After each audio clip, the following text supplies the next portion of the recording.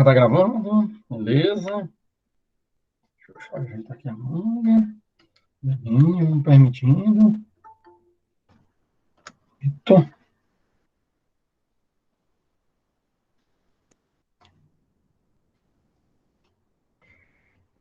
E como é que eu tô?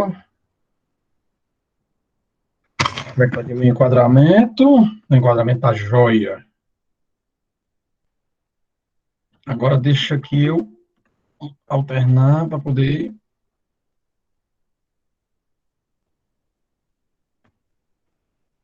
apresentar a tela inteira.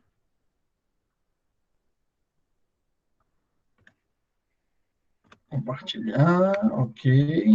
Pronto. Deixa eu dar uma aumentada nisso aqui. Ok, tô sabendo. Vou ver aqui. Esse aqui mesmo. Pronto. Boa. Bom, vamos nós. O pessoal está chegando. Boa noite a todos. Já estou começando a gravar, tá? A gente vai. Deixa eu começar logo a falar aqui com vocês. A gente vai. Revisão é segunda. A gente consegue terminar a matéria hoje. Aí a gente vai fazer a revisão segunda-feira, porque vocês entregam na próxima quarta, né? O trabalho é para a próxima quarta. Então, na próxima segunda aula vai ser só revisão. E no horário e no dia 27, que é o dia da entrega do trabalho, já vou começar a matéria nova. Já vou começar a matéria da AV3, tá? Não, pode tirar a dúvida hoje. Pode tirar a dúvida hoje. Tá? Sob controle.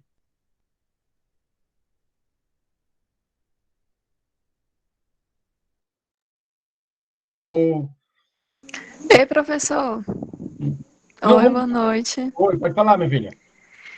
Ei, eu fiquei muito em dúvida em relação à questão 7. Tá, pois vamos fazer o seguinte. Deixa eu Hum, falar a matéria de hoje, ok, e aí eu termino a matéria a tempo da gente tirar nossas dúvidas. Tá? ok, Aguarde ela aí. tá ok. Então, vamos. Deixa eu logo escrever aqui, para quem for chegando. Vamos tirar. Aí, acabei de entrar. Vamos tirar dúvidas no final.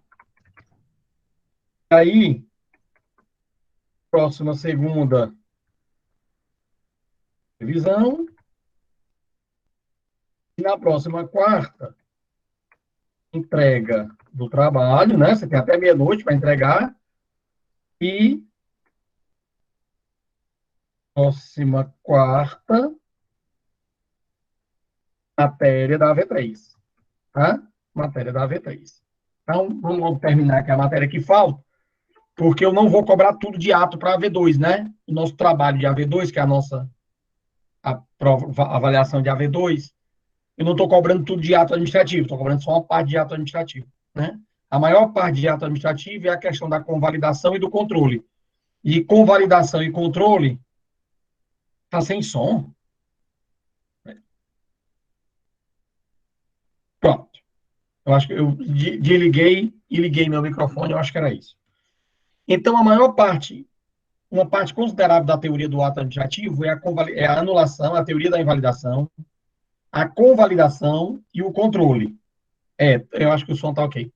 Então, anulação, invalidação, convalidação e controle vai ficar para V3. Aí eu vou começar essa matéria na próxima quarta, mas não vou esgotar essa matéria relevante na próxima quarta, vou só começar. Porque eu sei que muitos de vocês na próxima quarta provavelmente vão faltar para fazer aquele trabalho, aquela questão de última hora. O ideal é que vocês tentem fazer a AV2 até o horário da aula de quarta-feira, para você já na quarta-feira assistir a aula tranquilo. Não precisar ter a pressa de entregar o trabalho até meia-noite. Se programe para entregar o trabalho até meia-noite de terça para quarta. Que aí quarta-feira vocês assistem a matéria nova já tranquilos, tá? E segunda-feira eu faço a revisão. E se faltar muita gente na quarta, na outra segunda eu reviso a primeira matéria de AV3. Tá? Nós temos com tempo, nós vamos ter calendário até 5 de julho, então nós vamos ter muito tempo para revisar. Tá? Então eu vou me permitir revisar hoje, metade da aula, e revisar também na próxima segunda a nossa AV2.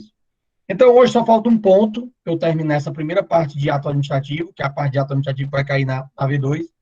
Só falta um ponto, que é a questão do ato discricionário e do ato vinculado, tá? E as consequências disso. Mais importante para essa questão do ato administrativo e do ato vinculado é a questão da consequência, né, do que pode e do que não pode acontecer com o ato administrativo discricionário e vinculado. A gente já falou de discricionariedade administrativa, como a questão da liberdade de atuação do gestor, deu até como exemplo, quando eu falei de discricionariedade administrativa, eu dei como exemplo a Lei 13.979, que é a Lei de Combate à Pandemia. Eu já aproveitava a pílula aqui, porque ela é um excelente exemplo de discricionariedade.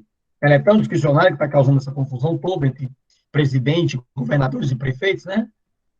Eu vou colocar aquela aqui no artigo 3º, e aí eu vou estar preparado para explicar para vocês a questão do ato vinculado e do ato discricionário. Então, vamos nós passar aqui para a apresentação. Não, isso aqui não. Pronto. Atos discricionários e atos vinculados. Nós já falamos de fato, requisito, motivação, classificação, atributo, mérito, ato vinculado e ato discricionário. Deixa eu dar uma revisada aqui no mérito, então. Uma revisada aqui no mérito. No final dessa. A gente já falou de mérito quando falou de discricionariedade administrativa, mas. Pronto, o mérito do ato administrativo.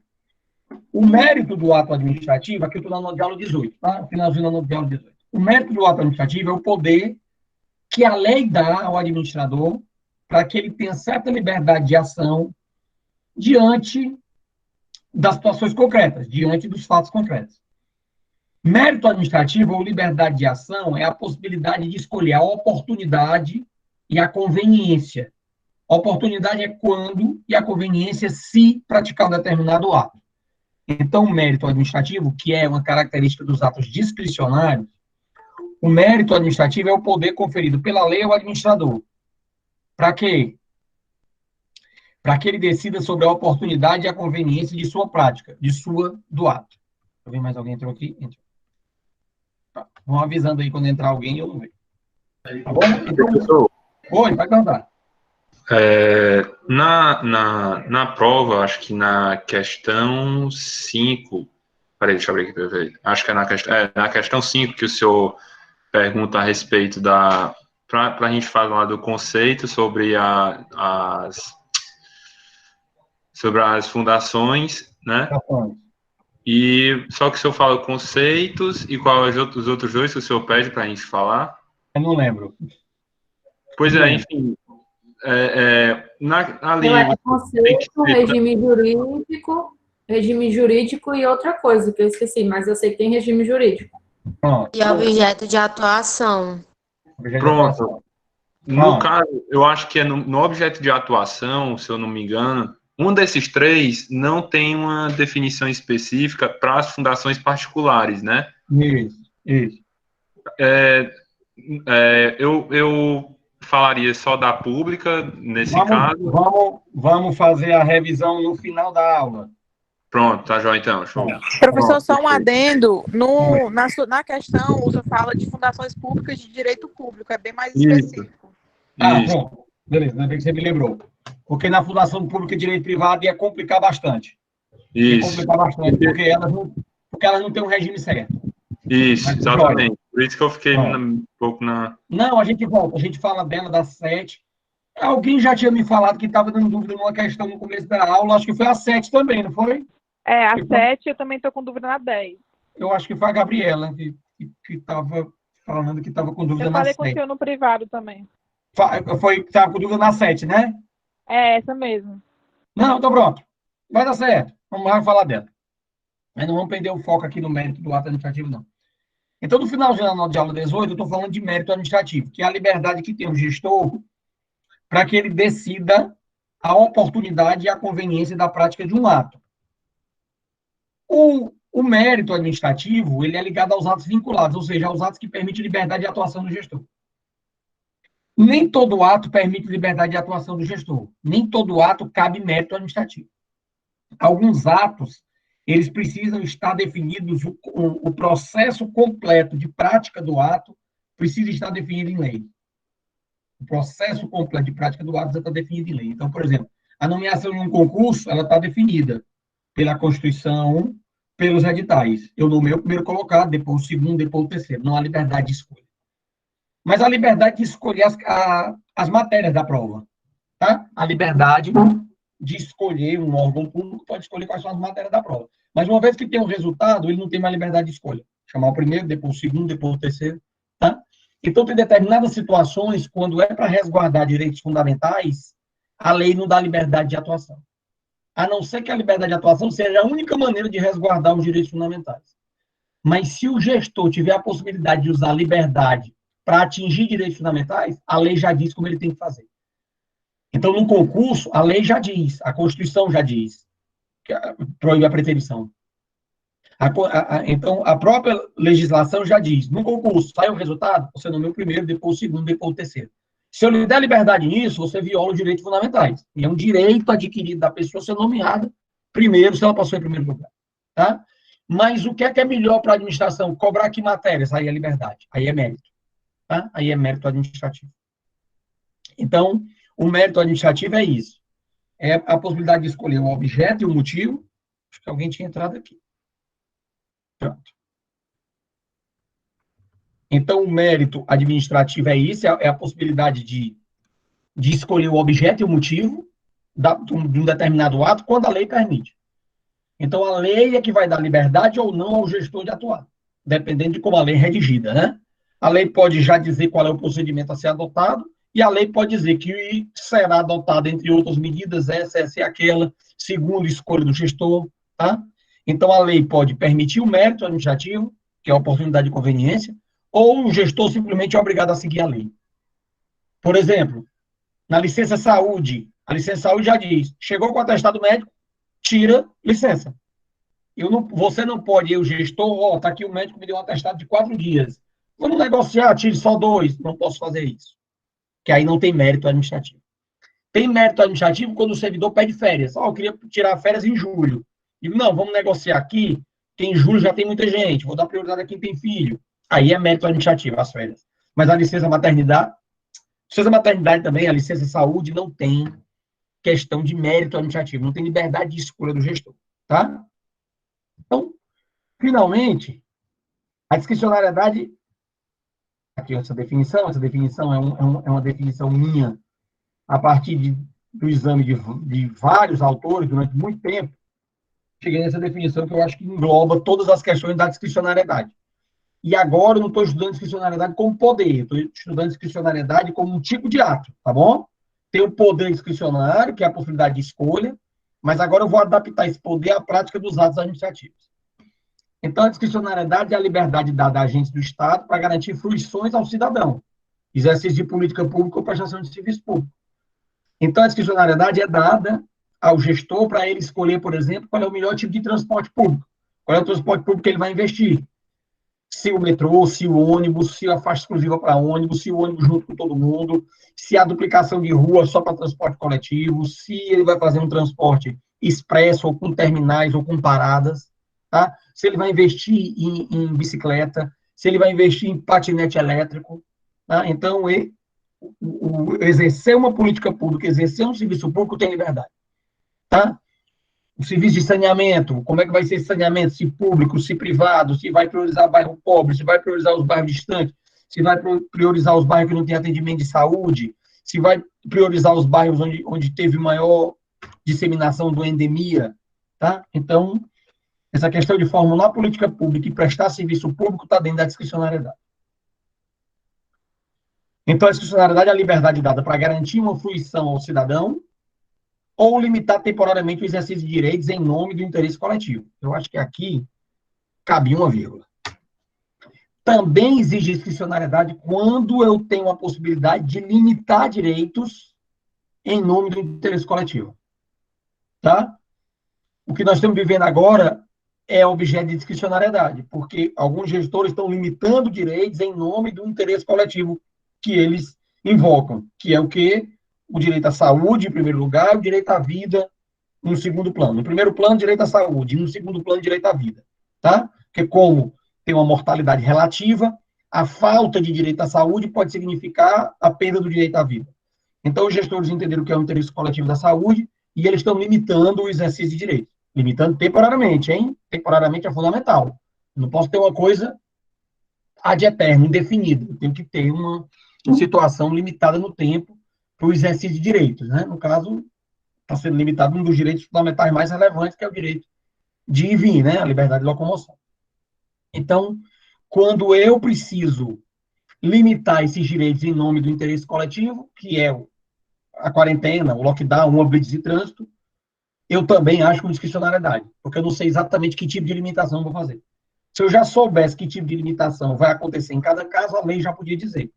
Mas como eu não sei, como depende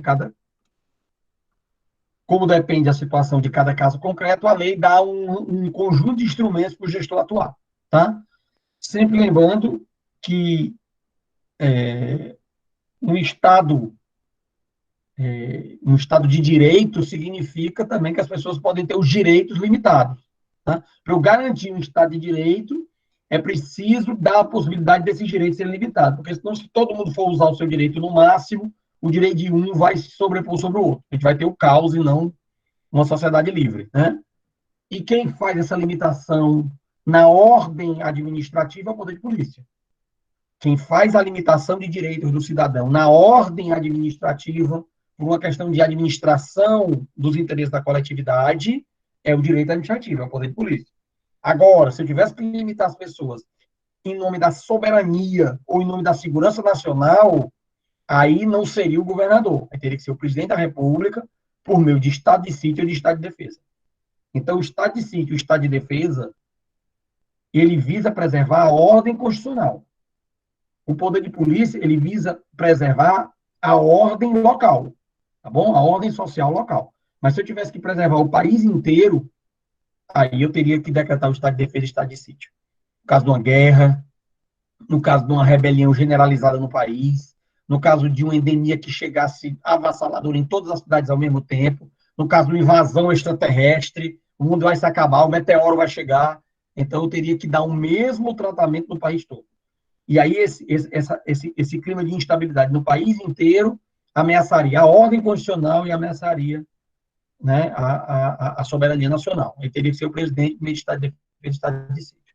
No caso agora, como a epidemia varia o alcance de cidade para cidade, então cada gestor local, municipal ou estadual está exercendo o seu poder de polícia na via administrativa. Por isso que não é necessária a decretação do estado de defesa. Ainda que tenha gente que entenda que esse tipo de limitação teria que ser por lei, não por decreto, mas aí é questão de forma. Tá? Perfeito. Então, a discricionariedade é para garantir fruição ao gestor ou para limitar direitos do cidadão em nome do interesse coletivo, mas a discricionariedade é incompatível com atividades cujo arbítrio possa restringir ou privar de forma não aceitável a liberdade do patrimônio, tá? Ou dilapidar o patrimônio público. Então, aí você tem, por exemplo, a tributação. Se o gestor tiver a discricionariedade para escolher o tributo, quem ele vai cobrar e que alíquota ele vai usar, ele podia dilapidar o patrimônio de algumas pessoas. Ele podia perseguir algumas pessoas na forma de tributação. É por isso que a tributação é uma atividade plenamente vinculada. Está lá no CTN. Se você for estudar o Código Tributário Nacional, para o direito tributário, a primeira aula ele vai dizer assim,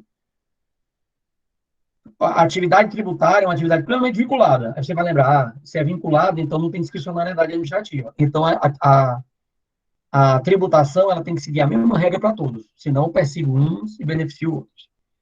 Ou então, quando liberdade demais pode levar a dilapidar o patrimônio público. É por isso que o regime jurídico das licitações é também plenamente vinculado. Senão, posso usar uma determinada liberdade para tirar patrimônio público. Tá? Essa é a definição que está no final da nota de aula 18. A discricionariedade é para garantir exercício de direito, exercício de liberdade, mas ela é incompatível quando a pessoa pode usar essa liberdade para abusar do patrimônio privado ou do patrimônio público. Tá? Ei, professor, aqui eu usei a discricionalidade naquela questão 2 para falar sobre a limitação do poder judiciário nos casos de concurso público e tudo mais. Só que ficou um pouco confuso porque Alguns doutrinadores falam que isso não faria muito sentido fundamentar a discricionalidade para o judiciário poder limitar nessas questões. O controle judicial, ele não pode usar de discricionariedade, não, porque senão ele substitui a banca de concurso. Ele só pode controlar concurso público se for um ato de ilegalidade, uma ilegalidade patente, né? Um procedimento de ilegalidade patente. Mas, por exemplo, eu não posso pedir ao judiciário que me dê uma questão como certa, porque eu escolhi uma doutrina e a banca escolheu outra. Aí é discricionariedade da banca. Aí a banca tem essa liberdade. Foi nesse exemplo aí que teve até um julgado que ele botou o exemplo de duas questões estarem corretas, né? E uma dessas questões, tipo, como no gabarito padrão estava dizendo que a D, por exemplo, era certa, e ele marcou a C, que também era a mesma coisa, aí ele chegou a recorrer, né, e fundamentou com a discricionariedade. E aí foi proferido isso para ele. Imaginei. E aí eles começaram a dizer que o juiz deve ter entendido que era liberdade da banca escolher a questão correta, né? Isso. Então, a banca tem essa liberdade de escolher a questão correta. A não ser que seja algo abusivo. A banca atribui uma questão certa ao que não existe na jurisprudência, na doutrina, na lei, algo absolutamente inaceitável. Aí seria uma violação de legalidade. Mas por causa de questão de doutrina, é por isso que as bancas desistiram de doutrina, viu? As bancas de concurso desistiram de doutrina. Ainda tem uma doutrina em direito administrativo, porque não tem como fugir de doutrina. Mas no resto, na grande maioria das matérias, até constitucional, que não era, até constitucional hoje, o que a banca tem exigido que é lei seca e jurisprudência. Não, porque não tem discussão. Meu amigo, é lei seca. Você não leu a lei e perdeu a questão. Meu amigo, isso aqui é jurisprudência. Saiu no informativo do STJ de um mês atrás, dizendo isso. Acabou. Então, eu estou pegando jurisprudência firmada por um STF, STJ e letra de lei. É isso que eles estão fazendo. Doutrina diminuiu muito em concurso. Só não é administrativo. Né? Porque administrativo não tem como fugir muito de doutrina. Tá? Mas hoje, as bancas de concurso, para fugir dessa polêmica, têm apelado para a letra de lei e para a jurisprudência. Principalmente STF e STJ, né? Que é quem faz jurisprudência. Então, perfeito. O ato... Agora ficou fácil. O ato discricionário é que o gestor age com mérito. Ele pode utilizar do mérito administrativo, ou seja, ele tem liberdade de escolha. E quando ele tem liberdade de escolha, ele vai escolher o objeto e o motivo. E o ato vinculado, ele não é um ato que eu tenha liberdade de escolha. Todos os requisitos estão previstos em lei, tá? Então, o ato vinculado é aquele que a lei estabelece todos os requisitos e condições de sua realização, acabou. Sem deixar margem de liberdade, ótimo, perfeito. Já dá um exemplo aqui. E o ato discricionário é aquele que a administração pode praticar com não, né? Pode praticar com certa liberdade de escolha.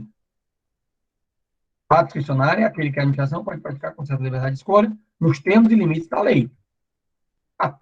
É muito importante isso aqui. Nos termos e limites da lei, dentro da liberdade que a lei dá. Não pode ser além da liberdade que a lei dá. Tá? Quanto ao seu conteúdo, seu modo de realização, seu objeto, sua oportunidade e sua conveniência administrativa, os motivos. Tá? A liberdade de escolha é usualmente mencionada pela doutrina como mérito administrativo, que é a liberdade de escolher o objeto e o motivo. Tá? Enquanto nos atos vinculados, a autoridade está presa a todos os requisitos, ao praticar o ato discricionário, existe certa liberdade no objeto e no motivo. Então, vamos lá. Deixa eu ver aqui. Eu vou aproveitar esse aqui. Não, vou logo para aqui. Vou fazer aqui. Então, vamos lá. Vou logo um desenho aqui para ficar um negócio bacana. Então, tá aqui, ó. Ato vinculado. O ato vinculado é a questão do ato vinculado. Ato vinculado, competência. Dá para entender se eu botar só a letrinha, né? Competência. São os elementos do ato agora. Competência, objeto, motivo, forma e finalidade são todos previstos em lei. Acabou. prevista em lei. Exemplo. Licença. Exemplo. Licença médica. Licença. Licença médica. Tá? O ato discricionário. Discricionário. Discricionário. Como é o ato discricionário? Competência. Competência, objeto, forma, motivo, finalidade.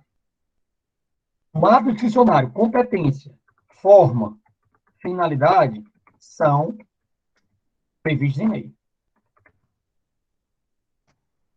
Esses aqui são previstos em lei. E o que? Objeto e motivo são o quê? São de escolha do gestor. Ou seja,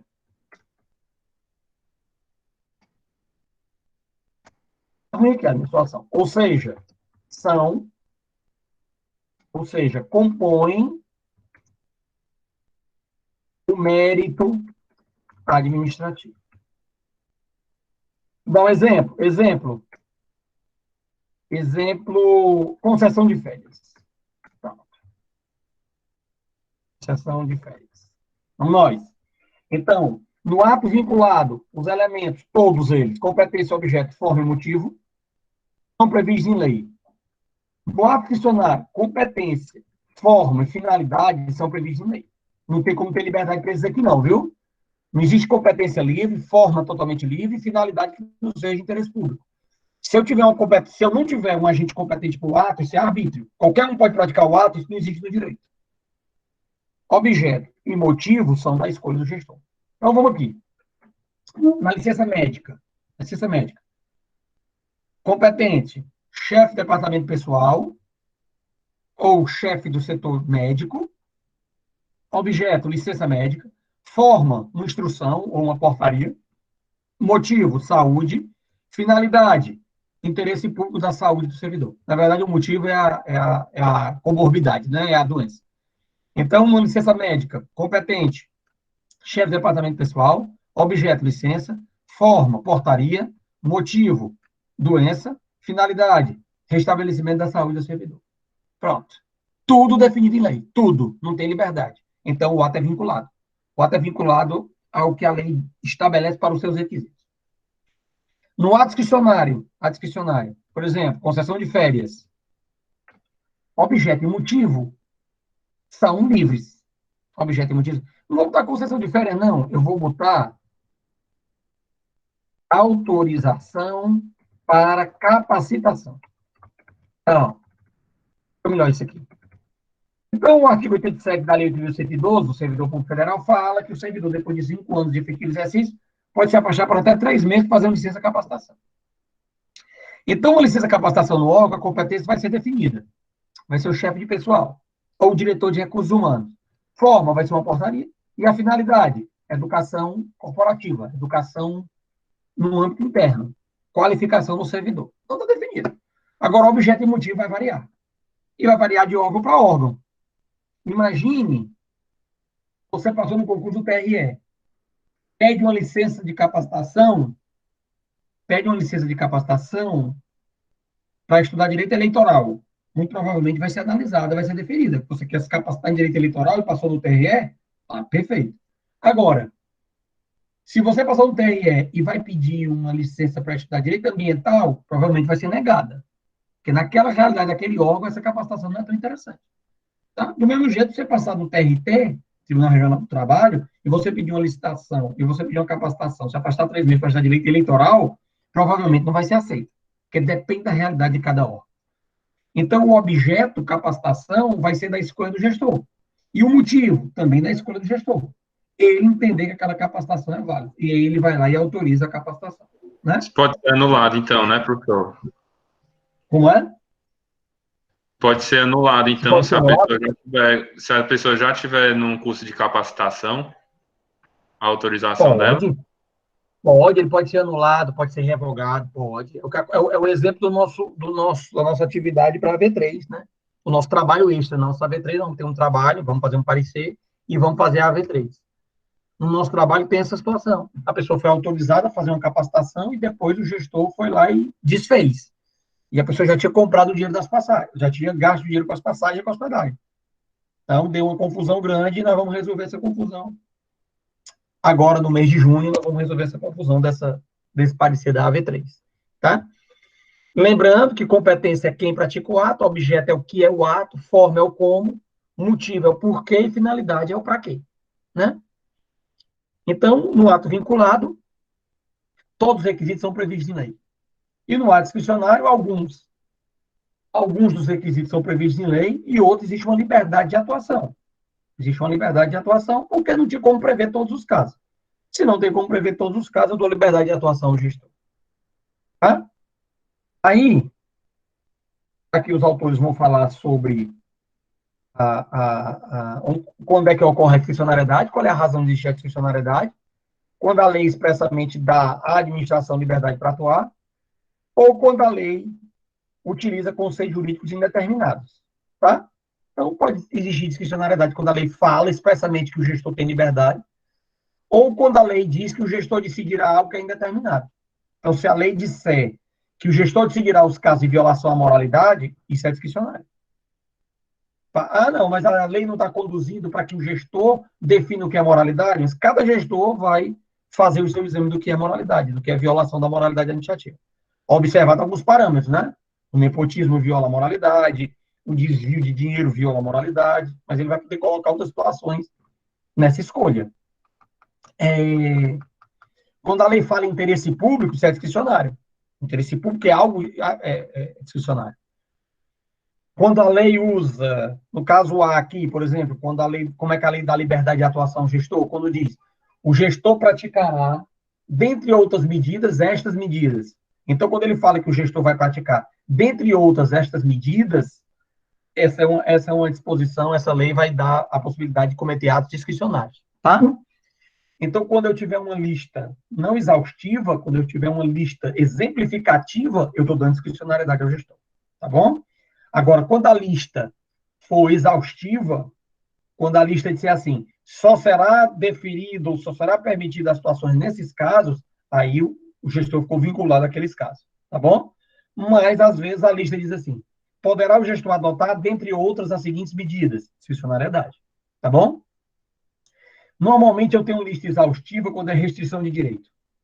Quando é para permitir direitos, quando é para prestar serviço público, quando é para permitir algum benefício ao cidadão, a lista é não exclusiva, é discricionária. Mas para restringir direito, a lista é restritiva, a lista é exaustiva, tá? E aí, uma observação fundamental que eu faço, para vocês entenderem melhor essa questão do ato vinculado e do ato discricionário. O ato vinculado, ele só permite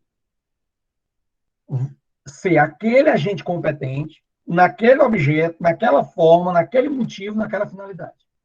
Então, eu sigo um trecho, eu sigo um caminho. É por isso que eu digo aqui nessa nota de aula que o ato vinculado, ele é uma conduta que segue rigorosamente uma linha. É um ato que segue rigorosamente uma linha, tá bom? Os atos vinculados. Que linha é essa?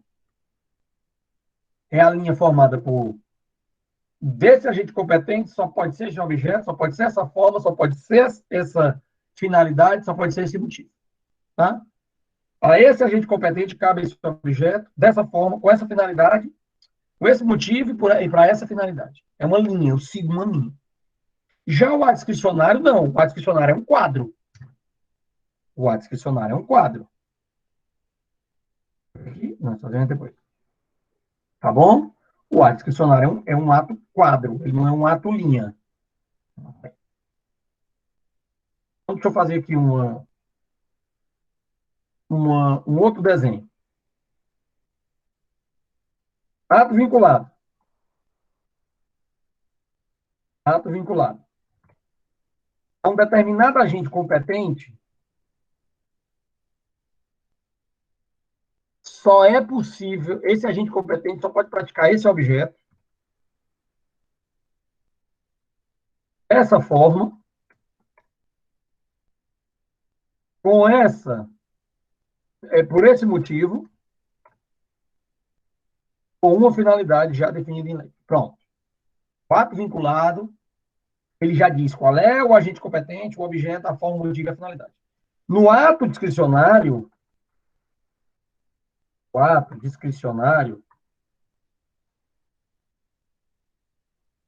ele é um quadro. Ele é um ato quadro. O ato discricionário, a conduta está dentro de um quadro. Então, vamos inserir aqui uma tabela de 1 para 1. Não, esse aqui não. Vamos discricionário. No ato discricionário, eu tenho um quadro. Aqui, ó. Eu não tenho uma linha, não. Eu tenho um quadro. Agora, detalhe. Pronto, detalhe.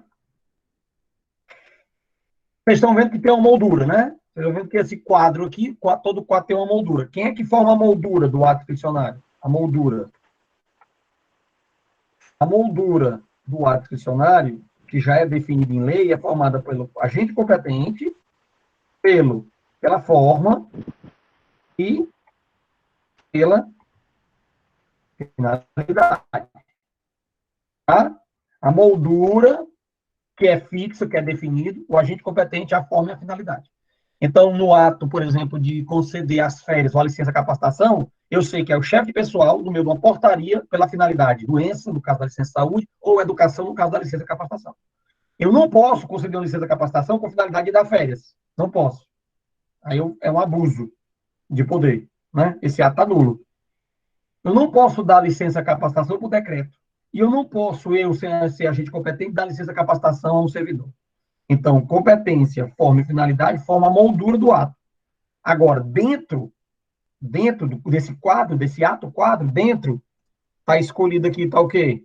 Objeto e o motivo. Tá? Dentro da moldura está o objeto e o motivo.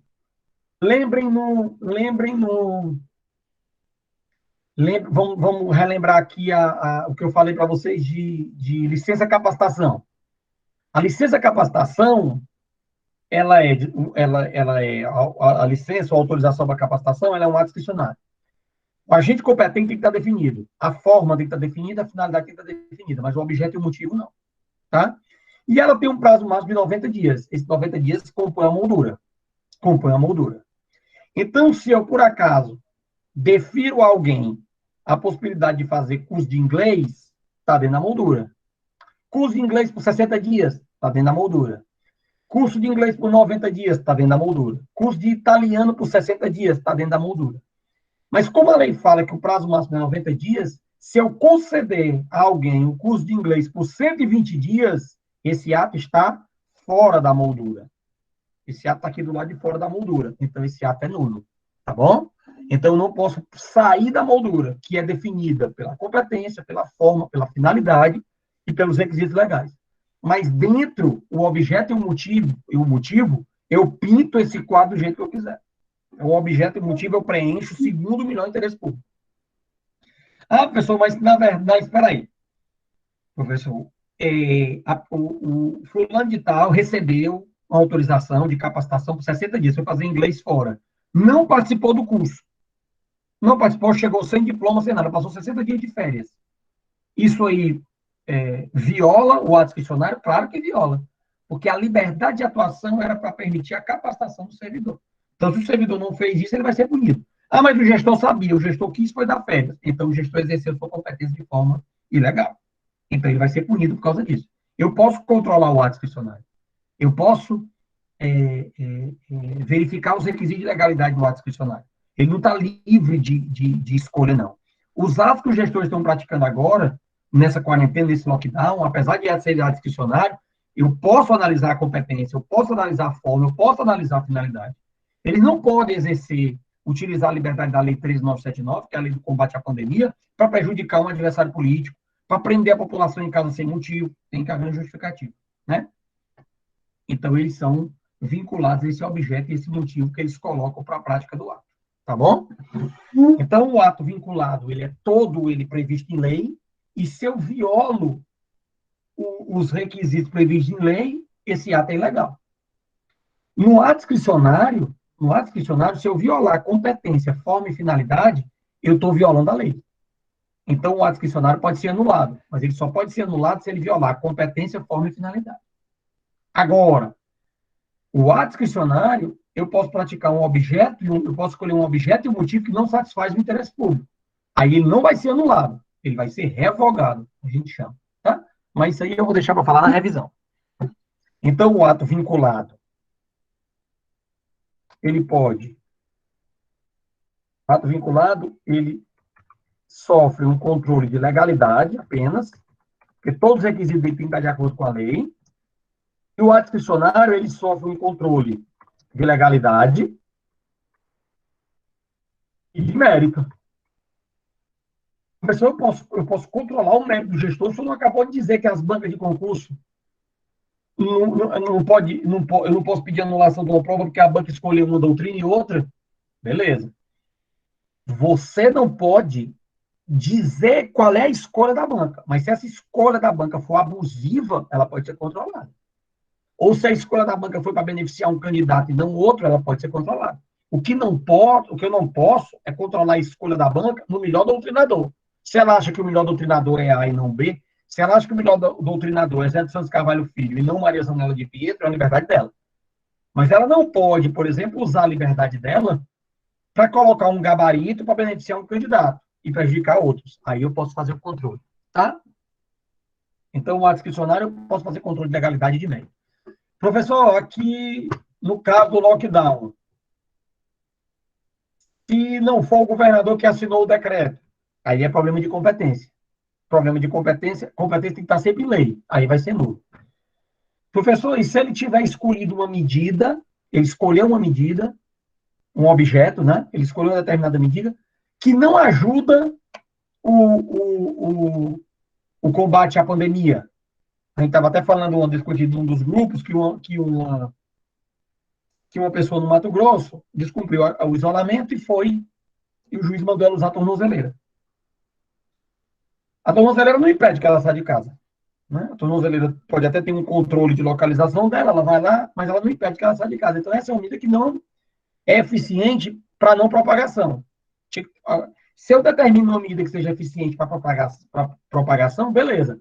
Mas se eu determino, se eu restringo o direito da pessoa e essa restrição não ajuda a coibir a propagação, essa medida é abusiva, essa medida pode ser controlada. Tá? Então, se eu fizesse alguma determinação, obrigasse as pessoas o uso de alguma coisa que não servisse para evitar a propagação da pandemia, essa medida seria abusiva. Poderia ser objeto de controle. Então, eu posso controlar a legalidade e o mérito.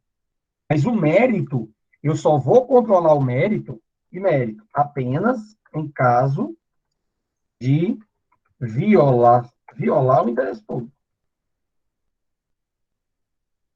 Se não viola o interesse público, eu não posso controlar a escolha do gestor. Tá bom? Não posso controlar a escolha do gestor. O gestor não pode, você tem dinheiro para saúde, aí você investe na educação esse dinheiro. Não, aí não pode. Mas se você recebeu o dinheiro para saúde, o gestor tem liberdade para usar numa creche, usar no hospital, usar numa UPA, usar numa maternidade.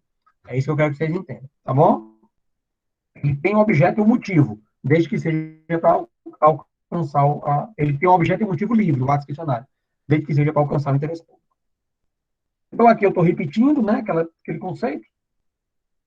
Então, no ato vinculado, mais uma observação, a opinião, vontade, discricionariedade do administrador é substituída pela opinião, vontade, discricionariedade do legislador. O legislador é que escolhe. Né? O legislador, ele imagina que a lei tem que ser de um jeito e ele diz exatamente como as condutas vão ser e ele cria um ato vinculado. Tá? Ele cria um processo vinculado. Então, quando eu falo que o ato é vinculado, é porque o processo de criação do ato é vinculado. Quando eu digo que um ato é discricionário, é que o processo de criação foi discricionário. Mas uma vez que eu escolho o ato, não tem mais discricionariedade. O gestor, ele tem liberdade para escolher quais são as medidas de controle da pandemia, mas depois que ele escolhe, acabou. Ele se vincula àquela escolha, tá bom? Então, é a possibilidade de escolher o instrumento que é discricionário ou vinculado. Se ele tem possibilidade de escolher o instrumento, ela é discricionária, o processo de criação e o ato é considerado discricionário. E se ele não tem possibilidade de escolher, o processo de criação e o ato são vinculados. Então, eu vou só dar o exemplo aqui na lei, para a gente começar a nossa revisão. eu dar um exemplo aqui na lei. Ó, cadê ela? Está aqui. Olha o que é que diz o artigo 3º da Lei de Combate à Pandemia. Olha o que é que diz o artigo 3º. Para enfrentamento da emergência, já é a finalidade, né? Tá aqui a finalidade, ó. Ele pode fugir da finalidade? De jeito nenhum. Lá embaixo, essa lei vai dizer que a competência é dos secretários de saúde e dos governadores e prefeitos. Secretário de saúde estadual, municipal, prefeito e governador. A lei deu essa competência para eles. Porque o combate à saúde é feito na localidade, não é isso? Quem exerce o poder de polícia mesmo são os gestores locais. Quando o Brasil fez um sistema de federação com o município, na verdade, ele deveria ter passado o poder de polícia para o município. Porque o poder de polícia é sempre da mais dividida autoridade administrativa. Não existe poder de polícia nacional. O presidente, em raríssimas exceções, tem poder de polícia. Raríssimas exceções. O presidente vai ter poder de polícia num território federal, num prédio público federal, mas para organizar a vida da sociedade, quem tem poder de polícia é a autoridade mais dividida da federação. Que, no caso, o poder de polícia deve ser dos prefeitos. Mas como o Brasil é novo nesse município como ente federativo, o poder de polícia no Brasil é exercido pelos prefeitos e governadores. Tá? Porque polícia vem de polis. Esse poder de polícia vem de polis, que é cidade em grego. Então, que é o prefixo grego de cidade, né? Então, na verdade, o poder de polícia é o poder de organizar a localidade. Então, o poder de polícia mesmo, ele é do prefeito. Mas na Federação Brasileira, ele é dividido entre prefeito e governador. Mas o presidente não tem poder de polícia. Se o presidente tiver que determinar uma limitação de caráter nacional, muito provavelmente ele vai expedir um estado de defesa ou um estado de sítio. Vai decretar um estado de defesa ou um estado de sítio. Tá? Porque o poder de polícia é da localidade. Então, perfeito. Agente competente, as autoridades municipais e governamentais. Finalidade, enfrentamento da emergência de saúde pública. Forma, tem várias possibilidades de forma que definem nessa lei. As autoridades poderão adotar, no âmbito de suas competências, dentre outras. Quando falou desse dentre outras, é discricionário. Tá bom? Se ele não falasse dentre outras, se assim, só poderão adotar as seguintes medidas, e dessa forma, então estava vinculado. Mas não. Ele pode adotar dentre outras. O lockdown não está aqui. Aqui não fala em lockdown. Vamos lá.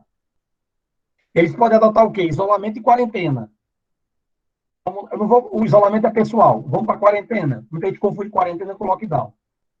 O conceito de quarentena está aqui, ó. Alguém?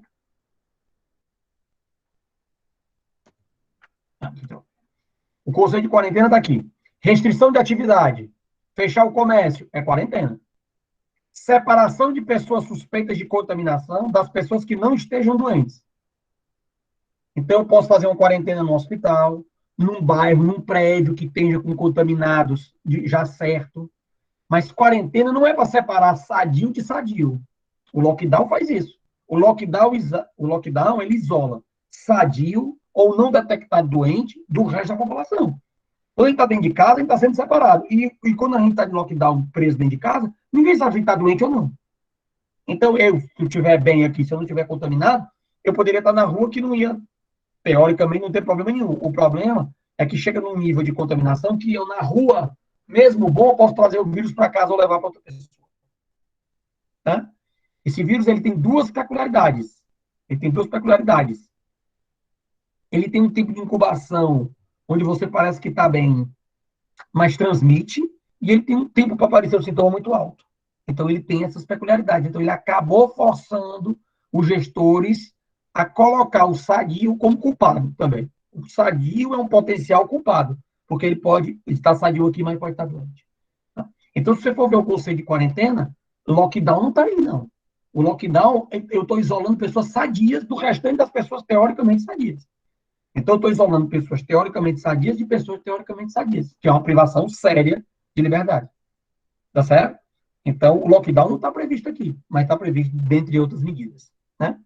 Extrema.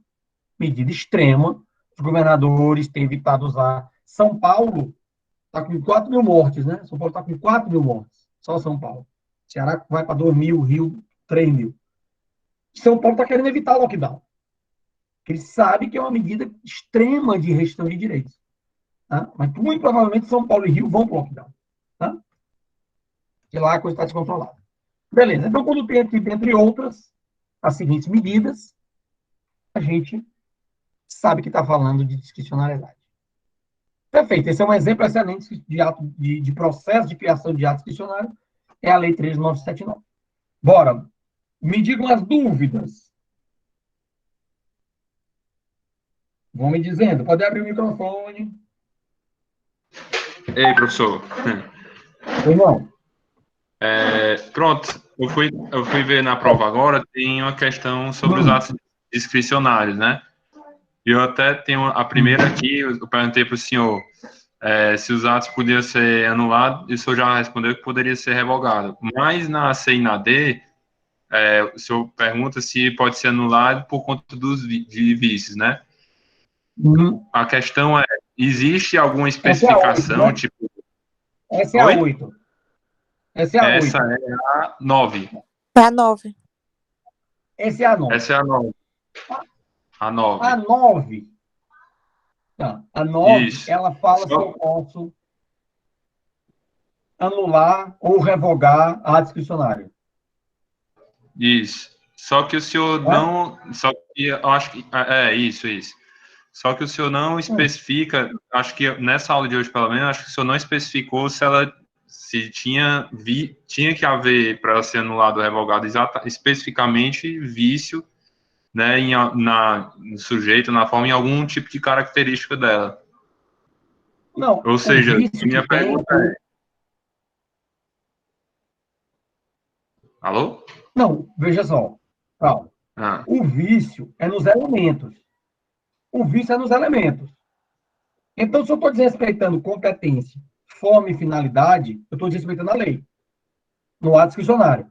No ato discricionário, se eu não atentei para a competência, para a forma ou para a finalidade, então eu desrespeitei a lei. Aí é anular.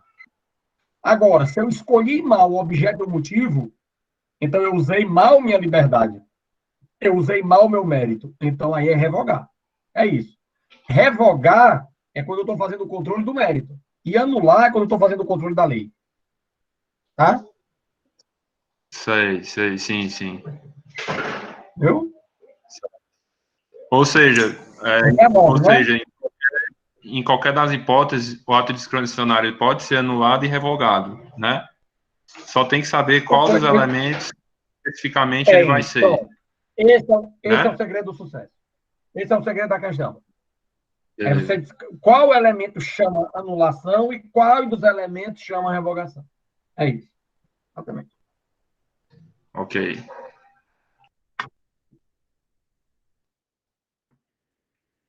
Qual era o problema da 7? Deixa eu ver o que é mais. A 7 eu não cheguei lá, não. A 7 estava reclamação geral.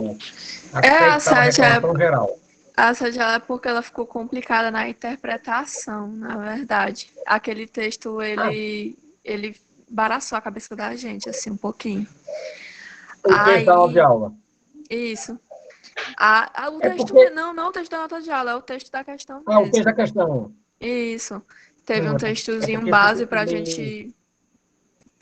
É porque você tem que ler a questão, lembrando que ela que eu estou me referindo à Fundação Pública de Direito Público. Eu estou me referindo à Fundação Pública de Direito Público, tá? Esqueça aquilo tudo que nós falamos de Fundação Pública de Direito Privado, porque a Fundação Pública de Direito Privado, nós falando dela, falando, para chegar à conclusão de que depende da lei de que autoriza a criação dela. Eu preciso da lei que autoriza a criação da Fundação Pública de Direito Privado para eu saber qual é o regime jurídico dela. Então, eu não tenho como saber, definir qual é o tipo de regime jurídico para a Fundação Pública de Direito Privado, porque depende da lei de autorização de criação. Mas a Fundação Pública de Direito Público, eu sei qual é o regime jurídico dela. Eu me preocupar só com ela, se eu me focar só nela, eu sei qual é o regime jurídico dela, qual é o regime pessoal, qual é o objeto. O objeto é igual para todo mundo. Oi, pode perguntar. Mas a questão 5 não era perguntando exatamente isso? Objeto de atuação, regime jurídico das fundações públicas de direito público? Nós estamos falando de qual questão? Da 5 ou da 7? A gente está falando da 7. Mas é porque a 5... Nós estamos falando da 7. É porque ela está em Não, dúvida, porque a perdoe. 5 é sobre a mesma coisa, entendeu? Então, seria duas questões do mesmo tema. É exatamente isso que eu fiquei na dúvida, entendeu? É, Porque ele está perguntando pessoa jurídica de direito público, aí na quinta, mas é não, diferente? essa quinta é Não, sobre o direito público. Fundações, aqui é fundações, é diferente. Pois é, Leia mas com na sexta- calma. Leia com calma. Não, eu já estou na Aí série. não há dúvida. Aí está faltando a interpretação para responder a questão. Aí não é Não, mas na dúvida. 7, Leia com professor, calma. na 7 que a gente está falando, é porque o que a gente está, pelo menos quando eu conversei com a Joveline, a gente estava pensando que é sobre fundação de direito privado, em relação ao quanto, trazendo seu regime jurídico quanto a pessoal. Porque pessoal se remete a de direito privado, entendeu? Na 5 ou na 7? Na 7. A gente está falando da 7. 7, eu estou falando pessoa jurídica, direito público de capacidade exclusivamente administrativa. Se isso for fundação, você responde como for fundação. Se for outra coisa, você responde como for outra coisa. Você tem que saber primeiro o que é que eu estou falando na 7. Na 7 eu estou falando de uma figura. Você acha que é fundação, você responde. Você acha que é outra coisa, você responde. Na 5, eu estou falando de fundação pública e direito público. Na 7, eu quero que você me diga o que eu estou falando. Pronto, A partir de quando na 7, quando você descobrir do que eu estou falando, você responde. Ei, professor, aproveite então para tirar aquela minha dúvida da questão 5 sobre as fundações particulares. Pronto, mas tá beleza. Mas aqui eu estou falando de fundação pública e direito público, né? Isso. Fundação particular é outra coisa. Fundação particular, quem estuda é direito civil. Tem a Fundação Pública de Direito Público e a Fundação Pública de Direito Privado. Somos nós que estudamos. E a Fundação Privada, quem estuda é o direito civil. Aí tem outro mundo. Aqui eu estou perguntando Fundação Pública e Direito Público. Quero que você me fale desses coisas. Sim. É outro bicho. Sim. Professor, eu tenho dúvida só mais de uma questão, que é na 10. Não, pode arrochar. Na A 10, revisão mesmo, valendo mesmo, vai ser a segunda, mas diga. Na 10, eu queria saber que as características que o senhor quer saber é em relação ao auto administrativo ou em relação à competência? Peraí. Vamos na 10. Ainda bem que eu estou com a prova aberta aqui. Até eu estou em dúvida com as questões que eu botei aqui. Até eu estou em dúvida do que é que realmente eu quero. Mas vai dar certo. Até a hora de corrigir, eu tenho que saber o que é que eu quero. Requisito competência. Eu quero que você me fale sobre o requisito competência na 10. Tá? Isso é faculdade. Tá bom, obrigada. 10 é o requisito competência. Tá? Agora, da maneira competência como nós estudamos agora nessa nova de aula de ato. Esqueça aquela poder hierárquico. Ou então revise poder hierárquico para poder responder essa daqui. Mas é o requisito competência, tá? Sempre lembrando que quando tiver linhazinha, é subjetiva. Quando não tiver linhazinha, é objetiva, tá? Vê aqui, se está certo, eu estou dizendo. Tá. A 4 é puramente objetiva. E a 10. Eu só botei duas objetivas dessa vez, né? Essa vez eu fui meio ruim com vocês, né? Foi 3. Não fui com o professor legal, não.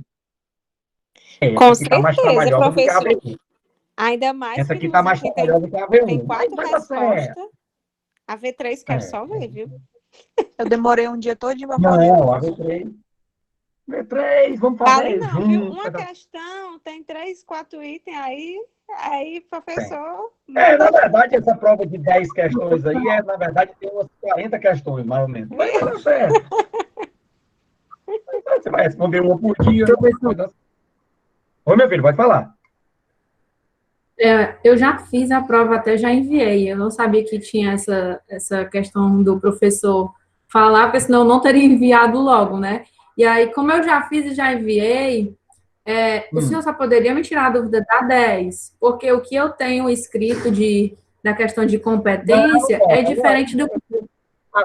A sua dúvida na 10 vai ser, muito provavelmente, se você está certo ou errado. Eu não posso dizer. Não, é para saber. Não, é para saber se esses nomes eles têm alguma porque não são itens, é para saber se os requisitos da competência, se eles têm algum nome que seja diferente, seja parecido, alguma coisa assim.